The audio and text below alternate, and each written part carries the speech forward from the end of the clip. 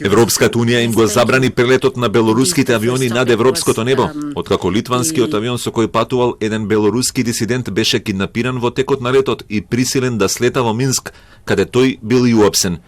Ова е напад против демократијата и слободата на изразување, како и напад против европскиот суверенитет, изјави претседателката на Европската комисија Урсула фон дер Лајен. Таа дополни и дека одлуката за санкции против лицата кои учествувале во киднапирањето, но и бизнисите и економските тела кои го финансираат режимот на Лукашенко, била донесена едногласно. The hijacking of the plane is also a deliberate and unnecessary triggering of a safety emergency. It has involved an unjustified intervention of a military aircraft. The air navigation service was misused to aid the state in taking control of an EU aircraft, and Belarus used its control over its airspace in order to perpetrate a state hijacking.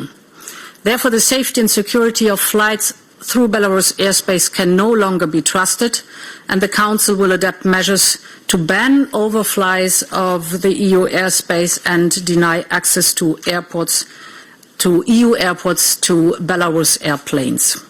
Најголемите европски компании веќе започнаа да ги пренасочуваат летовите надвор од воздушниот простор над Белорусија.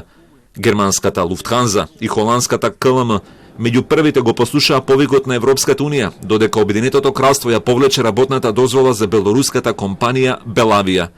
26 годишниот Роман Протасевич патувал со авион од Грција до главниот град на Литванија Вилнус, кога бил пресретнат во неделата од белоруските авиони и присилен да слета заради наводната закана од бомба.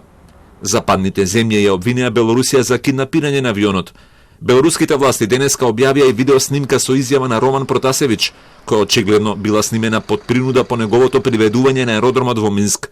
На снимката тој ги демантира наводите дека е во лоша здравствена состојба и истовремено ги признава кривичните дела за кои е обвинет од режимот на Лукашенко.